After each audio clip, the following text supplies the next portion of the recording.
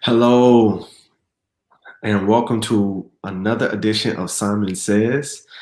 I am so honored and so blessed to have the opportunity to come every week with a special guest, with someone, with an individual that will inspire you, uplift you, challenge you, and allow you to see things from different perspectives, man. So if you join us on Facebook, thank you guys so much. Make sure you go and share this on your page right now.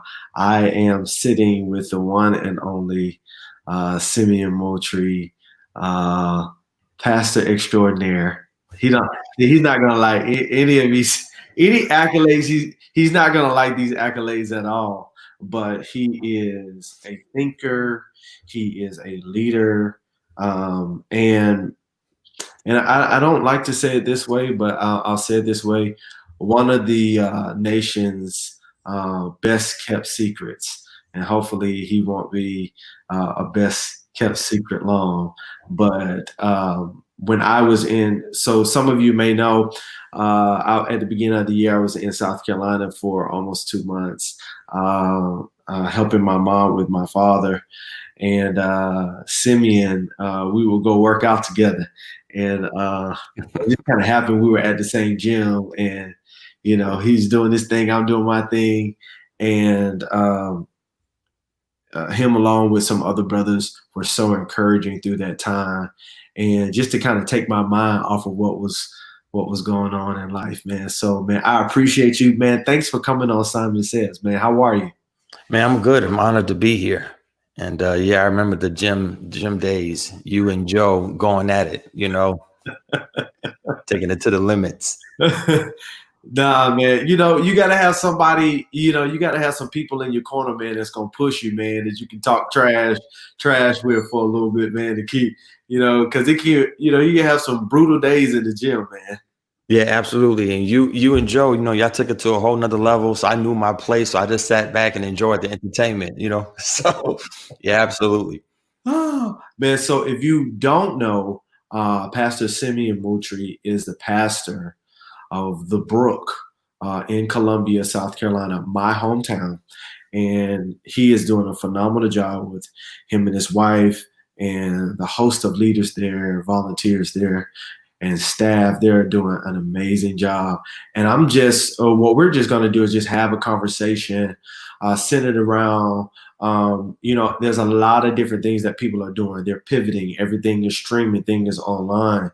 But from your perspective, when you knew that, okay, man, this pandemic it isn't going anywhere, what is it from a leadership perspective? What decisions did you have to make, and how did you have to assess things? And what's your perspective on kind of leading people through this pandemic? Well, first, I mean, for me as a pastor, it was challenging because at first, when they made the announcement about the pandemic, COVID-19, it was, hey, 2 weeks and this is going to be over. Then 2 weeks went to a month, then a month went to 2 months, and it kept lagging. And when we realized that we were going to be in this for a minute, the question was for me as a pastor, we were streaming our services. We were doing that. Of course, we were using technology to the best of our advantage. But one of the things that we didn't consider is how do we make our church digital all the way around? So what I started thinking about is if we never gathered again, how could we still do ministry strictly online? Now, I know there's some churches that were already doing that, but that was one thing that it kind of forced us to think about differently. The other thing was just the pace of just doing ministry because, when we were out and about, you go in the office, Sunday you would preach, Monday I would take off, Tuesday through Friday I would be in the office, Saturday was family time, Sunday was church again, and you had that regiment. Now that you are in the home, in the house every day, they shut down the schools. you're a teacher, you're a principal, you're a counselor, you're all of these different things on top of still having to, lead a church and run a business and all this other stuff. And so I realized that the pace of my life was changing. And Mm. I had to find out the pace that I could actually run where I wouldn't burn out. Wow. And that was challenging at a time because when you're home and your work and your sanctuary is the same place, you don't turn it off. And so you find yourself working 24/7. And I found myself working harder in COVID than I was pre-COVID. Wow. And so just trying to find a pace to really navigate through all of that. And then, really helping people. And then on top of that, for George Floyd to happen. And now we're in the middle of the nation having so much racial tension. So on the top of a pandemic, now you have that. And now you're dealing more with civil rights and people's feelings and race wars, and being in the South, specifically South Carolina, even though we would wish things were more integrated, it's still really segregated. We don't say that, but it really is. So that was my way of getting through that. Yeah. One of the things I love that you mentioned about the change of pace. It's like I think about a stick shift, what I mean, having to, you go from first gear all the way to fifth gear, but if you're going to slow down, make some adjustments, you got to go down to a lower gear or it's going to stall out. And with the pace of things, I kind of feel like leadership is a thinking game. Not a game, but it's thinking. It's critically thinking through things, and you can't have knee-jerk experiences. You can't just make decisions because you're the leader. You really do have to assess things and challenge things and look Yeah. at things. And now we see you online. We see the things that you guys are doing. Let's talk about the change of pace, because I feel like a lot of people are not making adjustments well. And we can't even assume, I came back home in March, day before my birthday, just buried my dad a few weeks ago, hit with this cold, one Sunday back, the next Sunday, we're not even at church. Right. Then George Floyd, Ahmaud Arbery, just all this trauma hits, and then we're shut down. Can't go to the gym. Right. Everything is shut down. Let's talk about the change of pace and what does that look like for people? I think the change of pace for a lot of people is, okay, let's start here. I think what happened with the pandemic is it caused us to really do a major self-evaluation, and people had to be honest about their lives and realize that what they were doing was medicating their lives with activities. But now that you don't have all of these activities you can be involved in, like the weddings and, the galas, the birthday parties, the sing-alongs, the shopping, whatever you were doing, we were medicating ourselves with activities. And now that we couldn't medicate ourselves with activities any longer, we had to deal with ourselves. And so we started realizing that our marriages were not as strong as we thought they were. Our Right. relationships were not as tight as we thought they were, that our businesses had loopholes, our leadership had loopholes, pastors had loopholes and gaps in their theology. And we couldn't run away and go on vacation or do something different to take our minds off it. We had to deal with it. And the fact that we had to stand in the mirror and look at that, on top of leadership already being a thinking game, you first had to reevaluate you before you could reevaluate the organization. And I think a lot of people were struggling with that. I've had conversations with several leaders who found themselves doing other things to try to medicate what they would normally do through activities. Wow. Yeah, and it was a struggle, and mentally just trying to figure out what to do. And you had entrepreneurs and business leaders trying to figure out, how am I going to hold my business together? Just getting letters from one person in particular who we did business with had to send us a letter the other day saying, "Hey, I had to close because of COVID. I was trying to manage it, but we're going to close, and after this is over, hopefully we can reopen." And so what do you do when you're responsible for livelihoods and salaries and insurance, and people are depending on you to do those different things on the top of you right now, realizing you didn't like your wife, and you don't like your husband, or you realize that you got a big house, but yet a house doesn't provide happiness. And so on top of all of that, we had to really deal with ourselves. And then the fact that we can't even go to church. Being a pastor, you can't even go to church to worship and ask God. Now you got to do that in your house. So all of the messages we preach, you've been there. We've heard it from all the pastors.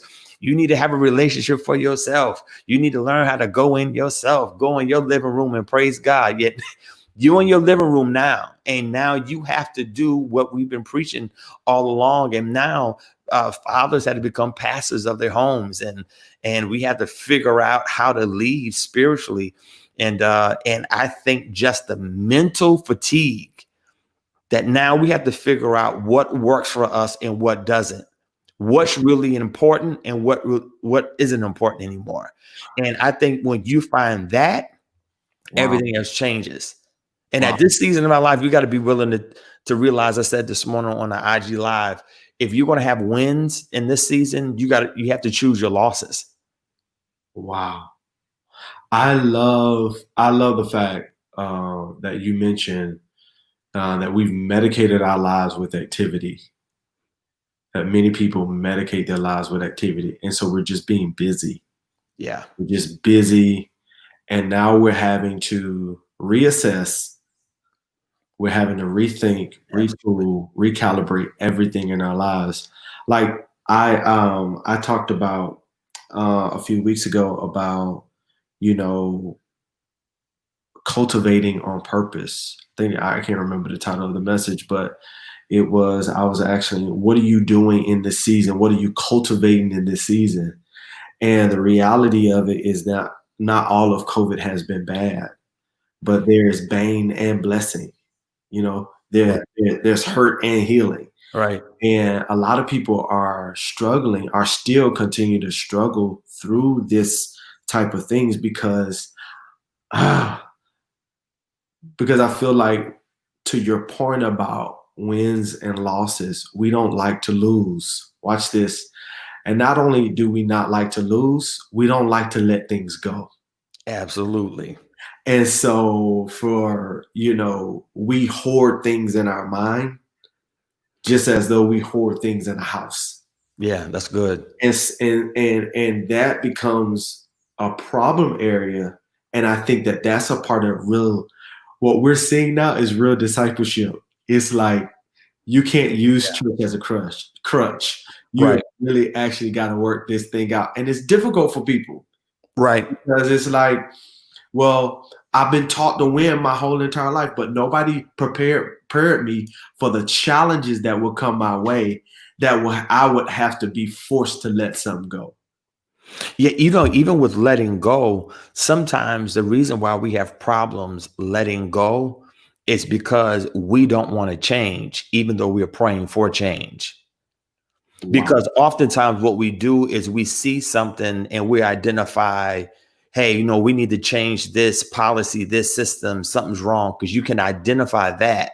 But oftentimes when we are praying for change, we don't realize that God is going to require us to change for the change you are asking for. Wow. And we don't want to make that change. We want everybody else to make a change. And it's not until you realize I have to make a change and then realize where my wins are going to be and where my losses are going to be. And then you have to choose from there, because it's not going to change. Nothing's going to change until you change. And that's the thing we have to realize. That's why I think the blessing of COVID was self-evaluation. Being able to look at yourself and realize, I'm not good at this. I'm not strong at this. I am great at this. I do this well. I don't do that well. And no longer could we live in a fantasy. And we had to deal with the reality of what it was. Wow. And at the end of the day, if we're going to let it go, we have to realize long term, this isn't the best thing for me. And I'm good with that. Wow. And I think that makes us better people. Absolutely. Like I was telling some people, one of the things, I don't just want to be a better Christian. right? Because we hear oversaturation of that. I actually want to be a better human being. Yeah. And I think me being a better human being makes me a better Christian. Right. Because I totally agree. being a better Christian makes us a better human being. But with the distortions that people have with Christianity, Don't go there, Travis. Don't do that. is that I think for me, I think us as human beings in our purest forms, it makes us the spiritual being that we're called to be. I think us being clear in that path, because there's so many distortions. The moment you mention Christians, I'm like, yo, I want to be a better human being. I want to employ empathy. I want to employ these things that allow me to not be silent, not to be numb to what's happening around me, and not to be ignorant of what's happening around me. I want to be aware. I want to be fully conscious, and I want to be what the Bible says, soberly minded. I Right. want to be sober in my thinking so that I can actually be a part of the change that needs to happen. Let's shift gears real quick, man, because let's just talk about it, man. I'm gonna jump in to this piece. We can jump in with just a little bit and let's talk about faith. Let's talk about, as we see a lot of leaders now being very, very white leaders, not even we say white evangelicals, but not all people that have been speaking are white evangelicals. Mhm. What are you seeing in South Carolina? What are leaders doing to come against racism? Are you seeing anything or disheartened by anything? What's happening there? What's the climate like? Um, Leadership has been different. A lot of the leaders have been quiet, at least publicly. They may be speaking from their pulpits. I'm not sure because I don't watch their streams. But as relates to being public, we haven't seen a lot of public demonstrations. Now, last week we had a protest where it was clergy. They all came together to march at the state house to address inequality and injustice and racism. Um, but overall conversations, not so much that I've seen. I think some of our white brothers and sisters are just trying to figure out, like, what do we do to support? What do we do to help? What do we say? But I think many are learning, and while they're taking this lesson, they're not as vocal because they don't want to say anything that would offend, even though that's not their intentions. And so I'm just seeing a lot of our white brothers and sisters really just try to go to school at this time and be educated. I've had conversations with several white brothers about what's been going on. And one of the things that I was sharing with one of them is that, he's a Christian, loves the Lord, everything. And he said, when, our forefathers, when they wrote, the Constitution and everything, that men are created equal, and he kept going. He spoke with such pride, and I could hear the pride and the conviction while he was talking. And I said to him, I said, it's interesting because as a Black person, like, we don't see none of that the same.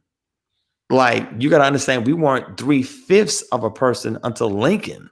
So when we go back to 1776, or before that, when y'all wrote this, we weren't even considered human beings. So historically and contextually, we couldn't have been a part of that conversation because we were property, right? And so just being able to talk about what it really takes to do it, I'm seeing where a lot of our white brothers and sisters, they want to help, and they're being educated, and they're saying, teach me.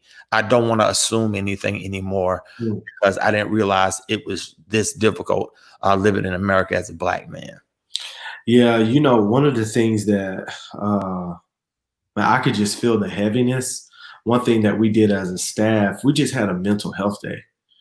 And, the staff just was able to just that day do what you love, be good, spend time with your family, even though you're home, but just do something that you enjoy. Don't even work. Don't worry about work. worry about your own personal health and you're thinking, because this has all been traumatic for me. It's been a very traumatic experience. It's been very, very encouraging, but very disheartening at the same time to see certain things. And I'm not judging anybody, but as just as careful as we are with a sermon, we have to be careful with people and, Right. and how we help people through a message, but hurt people through a statement. Yeah. And what I've been doing is having careful conversations with people, listening. I think the biggest thing, sometimes they talk about this in a book called White Fragility.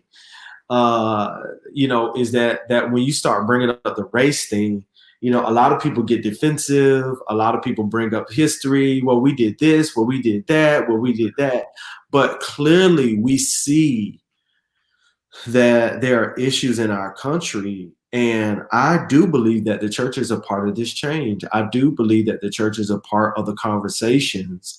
Conversation is action. Let me just say that. Conversation is action. Right. Because you can change a policy, and I'm all for changing policy. I'm for changing policies and changing hearts. I'll take the policy till the heart changes. Right. Absolutely. But I am about having dialogues and conversation because it's about proximity. If I'm not in proximity to you, I can avoid you or be ignorant thereof and feel as though this is your problem but not my problem.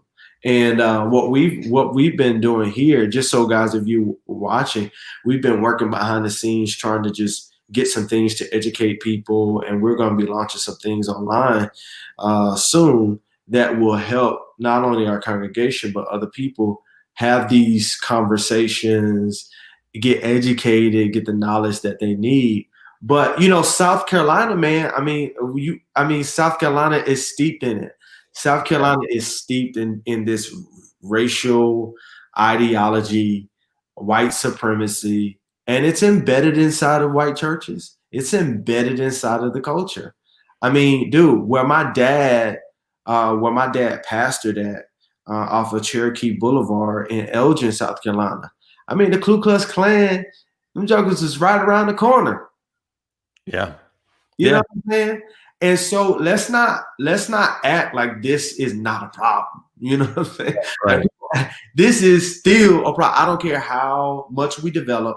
I don't care how much a person becomes successful. I don't care, whatever. In certain places, it's tough. Yeah. And like, speak to that though. Like, how are you helping people kind of beyond the anger piece, because there's grief there. And wherever you have grief, Mm-hmm. you're gonna have anger. What are you guys doing? What are you doing to kind of help people, even on a personal level, or even just in a preaching and teaching? What are you doing to kind of help people cope with this pain? Yeah, well, what we did a panel, a 2-week panel discussion where I had a group of men to talk about what it felt like to be a Black man in America. Wow. And then the next week we had a panel of women who talked about what it meant to be a Black woman in America. Now, this is interesting. When the panel of our women's panel took place, one of the things that kind of stuck out to me that I never really paid attention to is this kind of hierarchy, right? So it's a white man, a white woman, a Black man, and then a Black woman. Wow. I never thought about it that way. And so when we see Black women work their way up the chain in business, like they literally work from the bottom up, right? And so seeing that perspective was an eye opener. The pain issue that so many people are dealing with, it's just like, it seems like in South Carolina, not for all, but for some, they just don't want to pay attention. It's not there, and or stay in your place.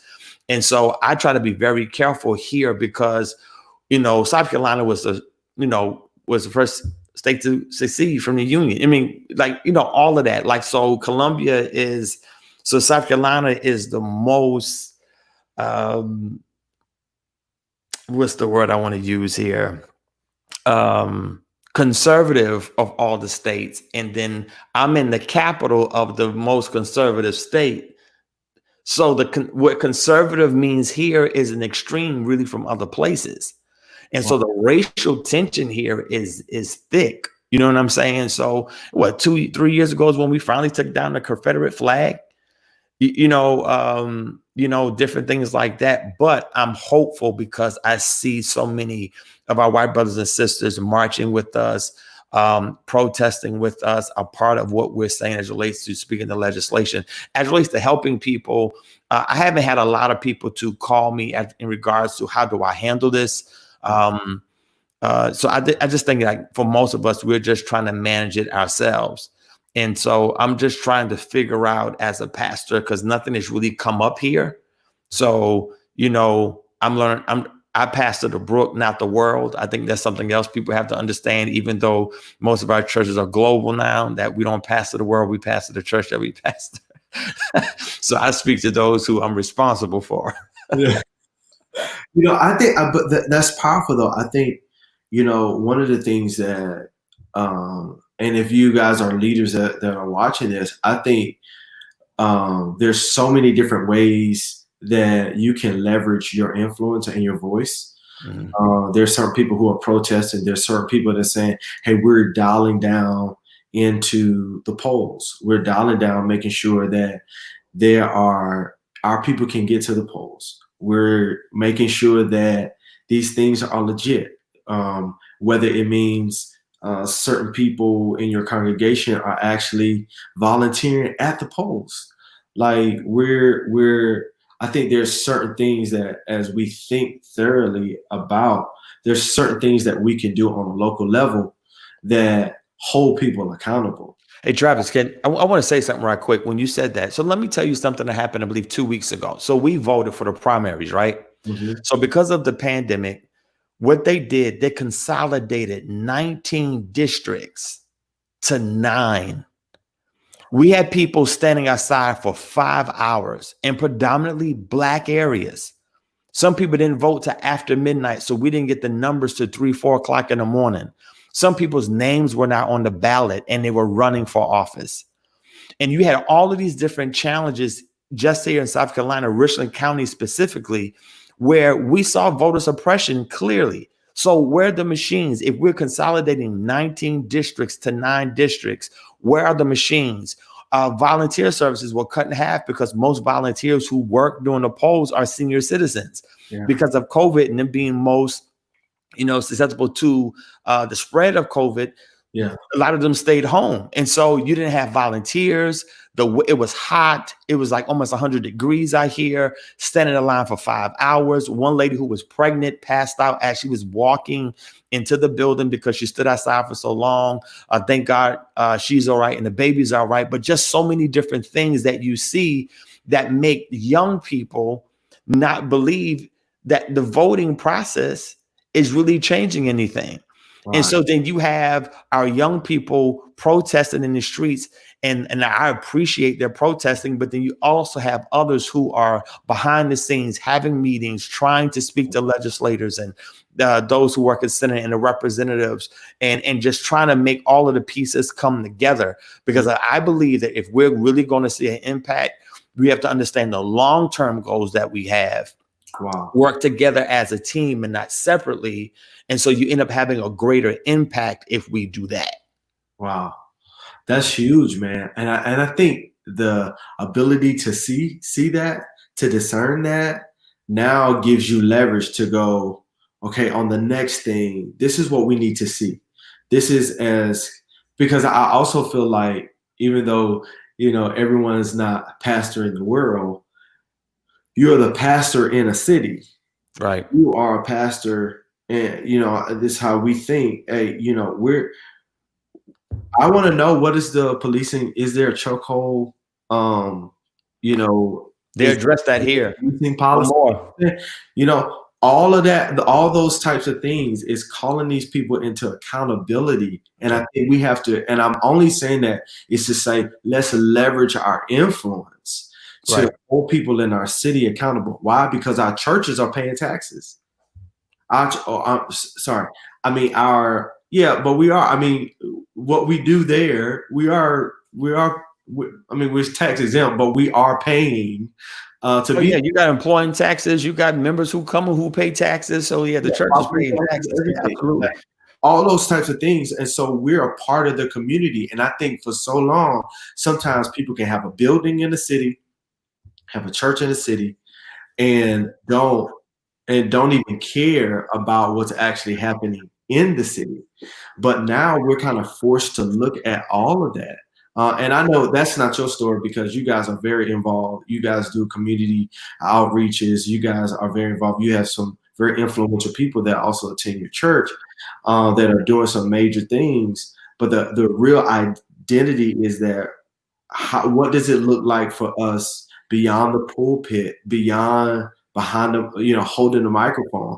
How do we leverage our influence to educate people about what's going on, but then also hold people accountable? Like we said in the thing here in Frisco, Texas, about racial inequalities and uh, uh, a panel, and the police department went straight forward. We do a part of our process is a chokehold is not allowed in our policing. Like their standard, like where's their standard, and then holding people accountable to the standard that they say that they have. And so just having these open dialogues, having these conversations, and I would even tell, I always tell leaders, like, be a part of the local governmental things, chamber of commerce, be a part of these things because it really does show you how money moves in your city. Right. You know what? Yeah, I would say this. One of the things that I realized learning. So my upbringing, my father's a pastor. So growing up in a small town, the only thing I saw my dad do, he didn't do anything wrong. It's just that being in a small town, things are a little different. I saw my dad preach. I saw my dad do weddings. I saw my dad do funerals. I saw my dad go to the hospitals. Nothing political whatsoever. Right. So now as a pastor, I'm realizing that, hey, there's a leverage that you have as a leader, as you said, to keep those who come to office, because you have people, every 2 to 4 years or 6 years, depending on what their office is, come through and they want to wave and you say, hey, you acknowledge them for coming. They're running for office, even though you can't endorse them. But one of the things I realized that we didn't do as a church is that we didn't keep these people accountable when they got in office. Wow. And so what ends up happening is, and I'm not throwing any darts or I'm not trying to attack any politician, but because we didn't leverage our platforms and our leadership and our influence as the church, what we allowed is politicians just to parade their next campaign. And once again, it's not their fault. They're trying to get exposure. They're letting people know, hey, I'm running for office. This is what I'm doing.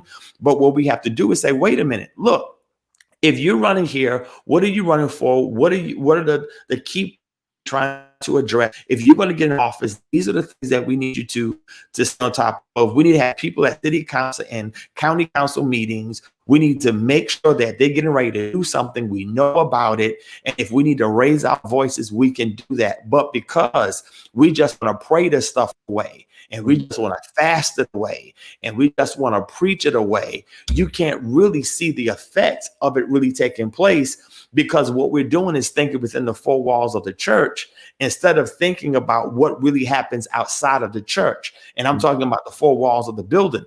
So now the question is, how do we raise up the next generation to be politicians and to run the office? The Bible says that when the righteous rule, the people rejoice. Why do we have so much hell in our country? Because we have unrighteous, not all of them, but we have a lot of unrighteous people in office, which is causing these things to happen. And so when you are okay with a man putting his knee on another man's neck for over 8 minutes, and you don't think that's injustice, something is wrong with that. You see what I'm saying? And so now as a church, we have to use our influence. But the problem, Travis, is coming up, our perspective of ministry was so limited. And I know this is kind of walking a fine line with a lot of people. Is that what we did is we only trained people to preach, lay hands, pray, and do Bible studies. Wow. Instead of saying, wait, if I'm going to be an influential person within the city, why did I not attend that event for the mayor? Why did I not go to that gala? Why did I not put on a tux and go down here to be a part of something that the university was doing to raise scholarship for the next generation? Why did I not support that entrepreneur grand opening, right? And because we're just thinking about prayer services in Sunday school Wow. and children's church, we don't think outside of it, and our influence doesn't go past the parking lot. And so leaders have to start positioning themselves so that when the mayor does something, or if the governor is getting ready to do something, or one of our elected officials, we should be able to pick up the phone and say, hey, what is this about? We need to have a conversation. And if you do that, I'm telling you what I'm going to do. What I'm going to do is I'm going to make an announcement, and you're going to have about 5,000 people down at the State House because I'm going to call other pastors. I'm going to call other people, and I'm going to call all the news stations, and we're going to let you know we do not agree with this. What you going to do now? We voted you in office. If you don't support us, we won't vote you in next time. But we don't use that kind of leverage because we just want to pray and speak in tongues. And I speak in tongues and I pray and I do all of those things. But if we're going to see something change, we have to change the way we think and operate as leaders, understanding that we have to do more than just simply preach. And because I think you see, oh man, this is so powerful. Because I don't know if we see that as the power of the Holy Spirit using us. I mean, when you think about it, though, why did Jesus get crucified? Jesus didn't get crucified because he opened up blinded eyes, walked on water, turned fish. Multiplied fish, 5 loaves, fed 5,000 people, 2 fish and, loaves of bread, right? No, that wasn't the issue. The issue was when the Pharisees positioned Jesus before Pilate, and that conversation went from, they say you are a king. That thing went to that's a political conversation. That ain't a spiritual conversation. The Romans weren't worshiping that. So why did they crucify him? Because it became it became a kingdom versus a kingdom. And that was the justification ultimately that got Jesus nailed to a cross. Now you got the religious leaders with their motives behind it, but it was a political issue that Pilate and all the other people started having. They say he has a kingdom and he's trying to take over. No, at that point, we got to handle you. So what is it showing us? That, okay, let's go to the Bible. From Genesis to Revelation, we see more things happen outside of the 4 walls than within the 4 walls. Yeah. But when your whole life is the church, and all you do is attend church services, when you preach and you look at that scripture, you're limited in your perspective, because everything you see is through what happens within the 4 walls of that church. Adam was responsible for the garden. Cain, Abel, they had their responsibilities. Noah was an engineer, create the first cruise ship. You got Abraham, real estate. Isaac, not only real estate, but also cattle. Same thing with Isaac. Same thing with Jacob. Look at Joseph. Joseph becomes the top guy in Egypt. You have Samson was a judge. Deborah was a judge. Esther is a queen. David is a king. Solomon is a king. You have Ahab, even though he married Jezebel, wasn't supposed to do that. That's a kingdom issue. You have Daniel, Shadrach, Meshach, Abednego, all Jews taken into Babylon, who then elevated themselves in Babylonian government, that they found themselves in a different position, that they had the ear of the king. You have Jesus, who was a carpenter. Paul was a tent maker. All the disciples had their own businesses. And the only thing we're thinking is touch your neighbor and give them a high five. And the reason why we can't make an impact in our communities is because all we're doing is preaching a church message. And there's a time for that, but we're not empowering people to live outside of the 4 walls. And this is why we don't have the impact, because our perspective through the lenses of scripture that we see limits us, and we're uncomfortable. Like, for example, I was taught, come from among them, be ye separate, says the Lord. Right? Come from among them. What fellowship does light have with darkness? Those scriptures. So we taught, don't talk to them. Don't hang out with them. Don't be in the same room. Don't do none of that. Now, question. When Paul was saying, come from among them, He was saying literally, stop hanging out with people who keep trying to pull you back. If your drunk uncle respects the fact that you save and respects your faith, he ain't saying don't talk to your drunk uncle anymore. It's the people saying, come back. Let's do how we used to do. He says, cut those people off. So how are you going to be a witness? How are you going to change the world if you literally leave everybody and never walk into a dark room? How hypocritical is that? Oh, I got it. Because you're uncomfortable because your theology says you don't run with them. And that's why we won't talk to anybody else unless they are within the four walls of a church. See, Travis, I wasn't trying to go ahead. You didn't got me turned. No, I see it. Tuesday. Indoctrinated. Yeah, I always like to talk about it from a baptismal standpoint. That when you are baptized, you're supposed to. The old man is dead, new man is alive. Yep. The old man passed away. Behold, all things have become new. Yep. We are baptized into a way of thinking. We're indoctrinated to think a certain way, and I feel like for all of us, we're going through a Saul-Paul experience where there's a lot of scales that are coming off of our eyes. And what I mean by that is, I think for white folks, the scales of racism that, because Paul was blinded and the scale was on his eyes. Right. And it is not until he meets Ananias that those scales come off of his eyes. But I also feel like what you're talking about right now is, I think that we need more leaders saying you need to expose yourself. We get it. You get a building, you get responsibilities, you got a mortgage, you got this, you got pay, there's the upkeep of a facility. But now what we're actually seeing modeled in our country right now is that you don't have to have all that to be a church.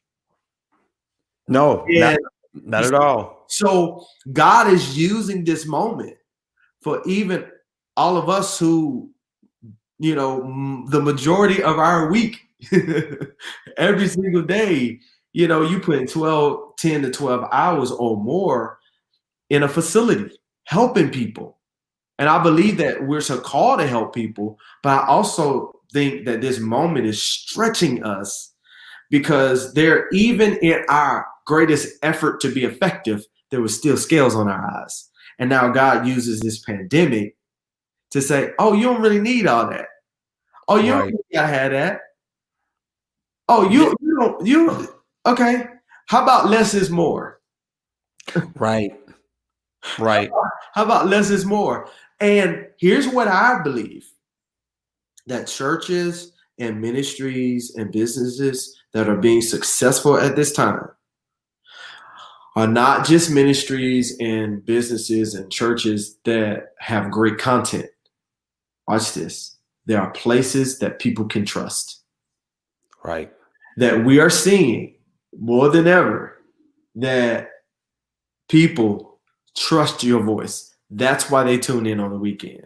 That's why with everybody else being online, there's still a core, a remnant, a nation, the Brute Nation, still locked in, because there's something about you that they can trust.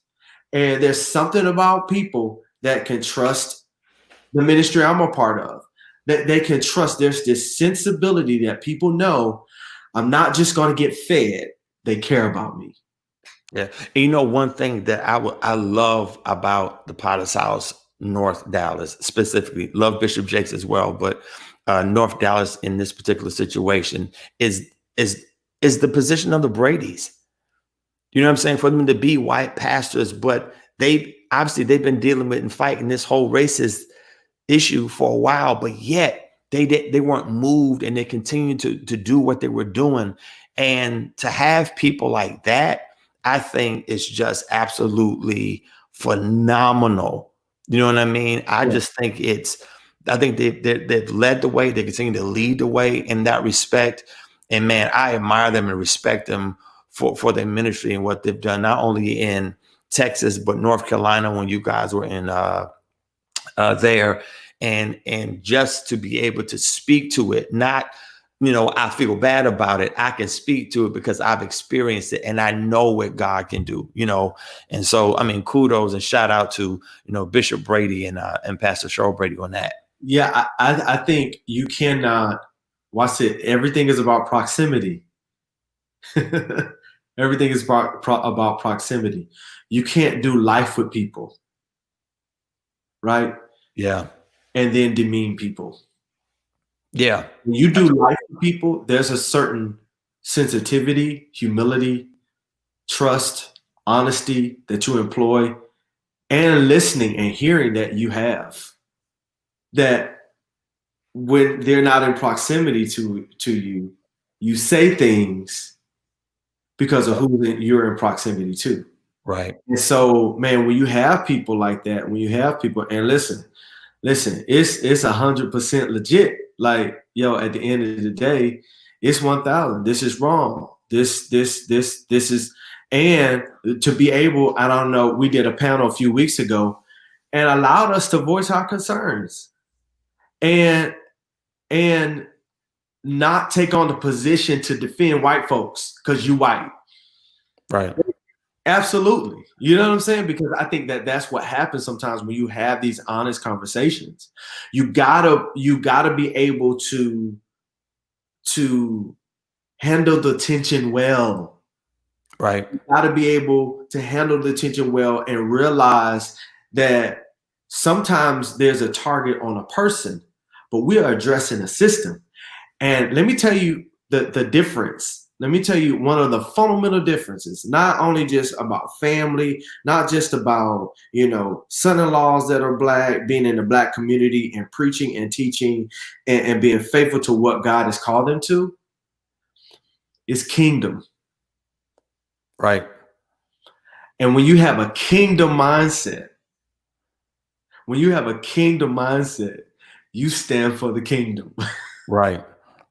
And you pour everything you have, and it's a mindset, it's a perception, it's the way you do life, it's the way that you approach. It's a kingdom mindset. And what we're seeing is that people have a country club mindset and not a kingdom mindset. Right. Yeah, I think one of the things I've been thinking through is this. For so long we say membership. Are you a member of this church? Are you a member of that church?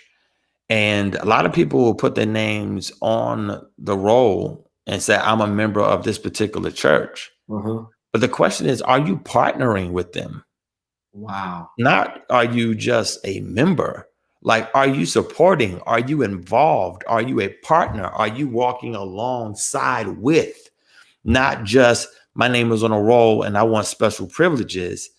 And I think even though we don't see membership in the Bible, I understand why we have that. But one of the things I've been processing is just really kind of coming away from this membership model and really just going to more of a partnership model. And saying, look, if you're about ministry and you want to make a difference, let's go. I mean, I understand the membership part of it, but I think when you think membership, you think country club. Yeah. When you think partnership, you think ownership. Yeah. You know what? One of the things I've always admired about you is you're always not accepting the norm. There's no way that you can have built what you're building just thinking inside of the box, thinking inside of the four walls, preaching not to someone Sunday, but preaching to them Monday, Tuesday, Wednesday, Thursday. That's one of the most, and I've always, since the day I met you, I already knew that you had a heart for God. You had a heart for God's people, but you just didn't want to do the same thing everybody else doing. That somehow you wanted to challenge it, and that's why I always admire you. Like you just said that right there. You just talk about partner membership. Like I'm thinking through this stuff. Like, hey, I'll never forget. I was at your church, and he was like, "Hey, y'all, let me tell y'all something. It ain't working. So we're not doing the service no more." I mean, church packed now, but hey, I'm just gonna tell y'all, hey, or there was another season. You was like, I'm not doing. No, you said, hey guys, church is packed. We got to have another service. Yeah. So we have another service next week. We Yeah. had another service. Like, I love the fact that you're not afraid to step outside of those norms. Even if you're fearful, even if you're afraid, even if whatever, when you get before the people, it's like, yo, this is what we doing. And that transparency, hey, this wasn't working, is being able, what we talked about earlier, to pick your wins. Yeah. And and just to give context for some people who may not know what was going on, we had 3 services and we had to go to 4. And so it was a local high school about 10 minutes down the street. So I thought, hey, if I could get this high school, I could get a group of people there at 11 o'clock. I think 11 o'clock, 11:30, one of the two. And then I could jump in the truck, drive 10 minutes, do the other service and drive back. So we did it for about maybe 2-3 months, I think. And I was leaving, I was walking off off the stage, going back to my truck to come back to the main campus. And I looked at everybody. Everybody was drained. Singers were tired. Musicians were tired. Setup tired. Greeters, ushers. Everybody was just sitting there limp. I said, okay, yeah, this is over. So I went back. You came to that service. Oh yeah, that's over. And I had to do 2 more weeks. So I closed out the month. But yeah, we're done with that. Because the reason why those things happen is because of the people that are there. Wow. You know what I'm saying? The people are like, hey, pastor, if you're doing this, but here's another thing I do. I don't put that on God.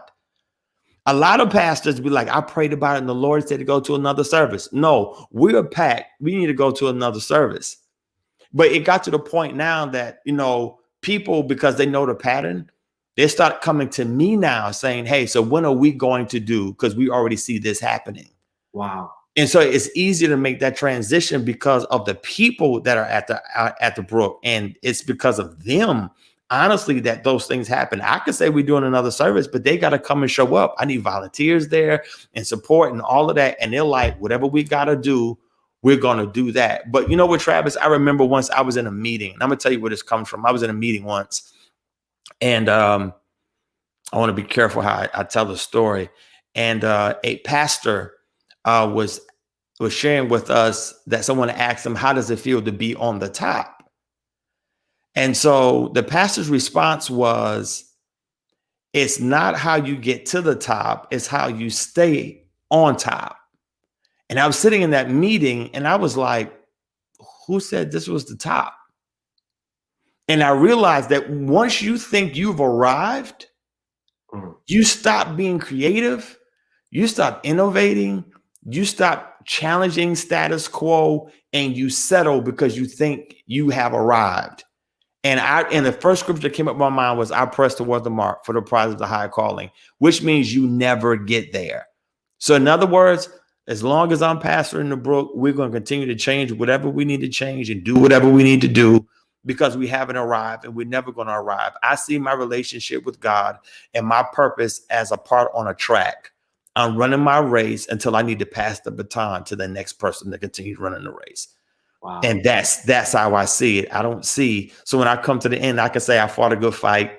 You know what I'm saying? I can say that because I ran my race well, not that I ended the race well. Wow. Yeah, I think what's even more powerful is this idea that this may start with me, but it definitely won't end with me. Right. And I think so many times people have this mentality, because I started a thing, it ends with me, I am this, I'm that. But I have just saw you as a leader just be honest with people, just be open with people and just say, hey, this is where I'm at. This is where this is at. And they're like, because I think people respect transparency. I think people, they already, like, I'll never forget, professor told me, he says, never assume 2 things. Never assume that the people in your congregation don't know more than you. And he said, never assume, he said, but then at the same time, never assume that the people in the room know what you know. Right. And he said, if you're able to live in that tension, He said, you'll be effective in life because you won't come off condescending to people. That's good. You'll be able to teach people and lead people and communicate with people. Yeah. But that transparency is they're already thinking it. Right.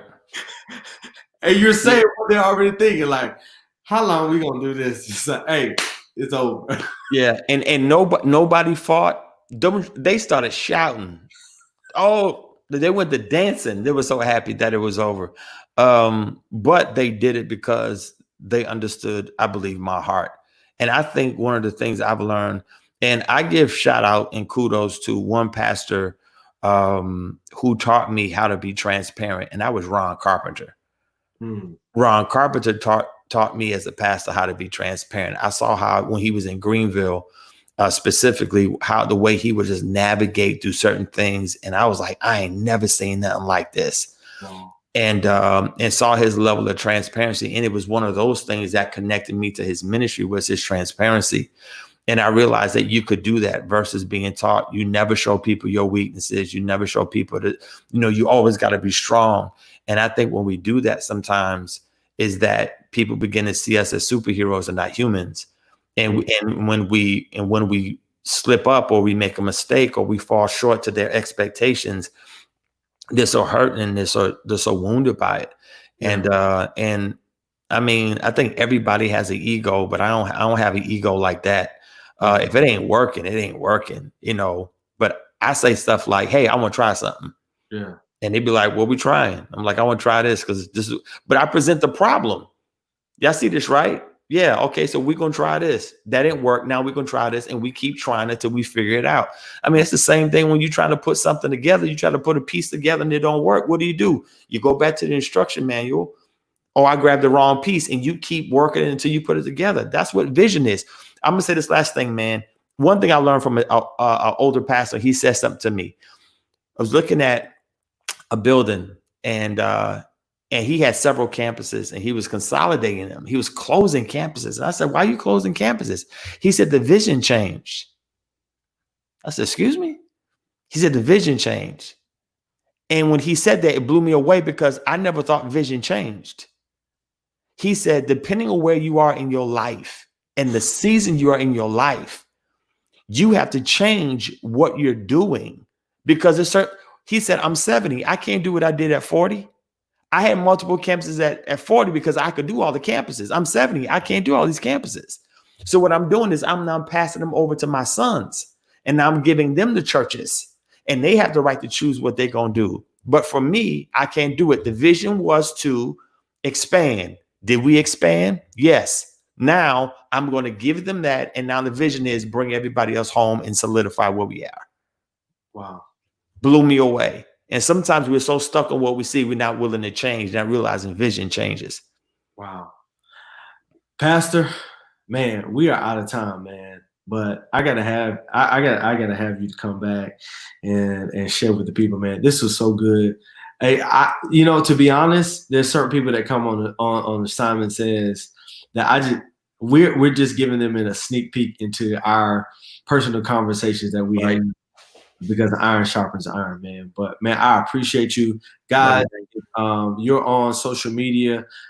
Make sure you go follow the Brook. Make sure you go follow Pastor Simeon Moultrie. He's on Instagram. The church is on Instagram, Facebook, and YouTube, and all those things like that. His ministry would definitely bless your life, man. Just as you have personally blessed my life, I believe that he'll continue to bless your life as well, man. I appreciate you, bro. Thank you so much for being here. All right, man. Love you, man. Love you too, bro. Peace.